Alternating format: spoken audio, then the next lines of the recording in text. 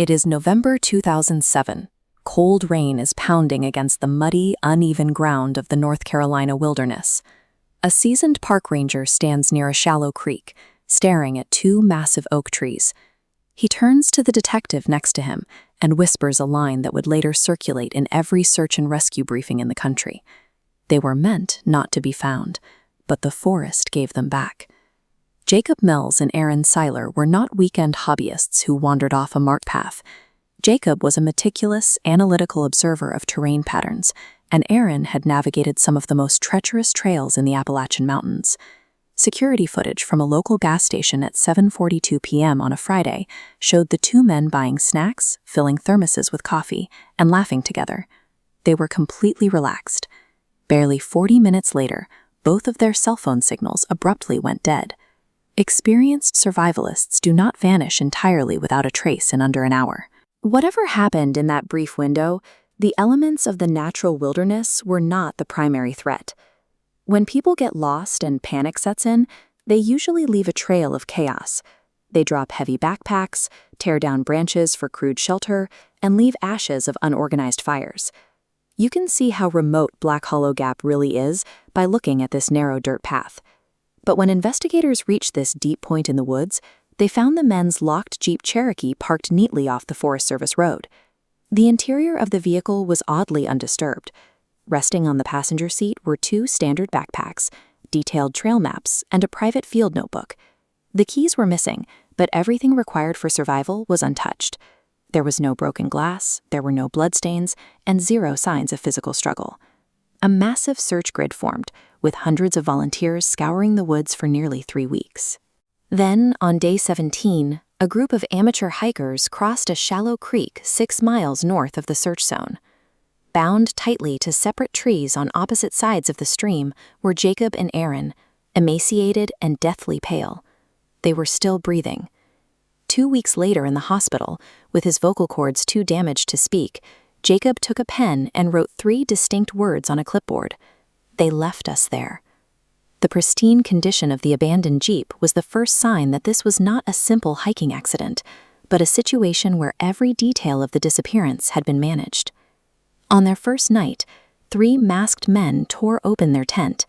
The attackers blinded Jacob and Aaron with high-powered flashlights, struck Aaron unconscious, and dragged both men for miles into the deepest part of the valley. Toxicology reports uncovered high traces of a powerful veterinary tranquilizer in both men's systems. The heady sedative, stolen from a farm supply store, kept the hikers immobilized but technically alive for the duration of the ordeal. This diagram illustrates the mechanics of their captivity. Forensic analysis of the soil and rope wear patterns showed that the captors tightened the ropes to restrict circulation, and then deliberately loosened them just enough to keep the blood flowing and prevent immediate tissue death. This specific adjustment of the knots meant the captors had been physically returning to the site every few days. They were recalibrating the bindings to keep the 2 men on the absolute, agonizing brink of death. Aaron later recalled a fragmented memory of waking up in the dark. A flashlight was shining in his eyes, and a calm voice whispered, "You're still breathing. Good."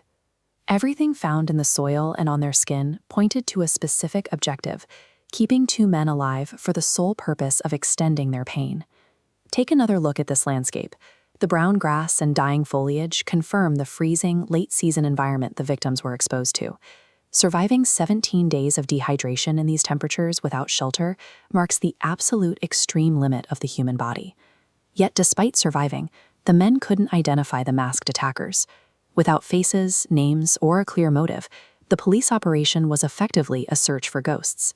Investigators finally found a starting point in a single discarded cigarette butt found near the ravine. The DNA profile from that piece of trash was run through the system and produced a direct match, a local mechanic named Travis Dell. Investigators cross-referenced Dell's information with cell tower data. The pings placed Travis, along with his 2 cousins, Eli and Cole Brent, on that exact remote road on the Friday night the hikers vanished. A 17-day torture operation carried out in the depths of the wilderness was entirely undone by the careless disposal of a single piece of trash. When the tactical unit arrested the 3 men, the cousins quickly broke under interrogation.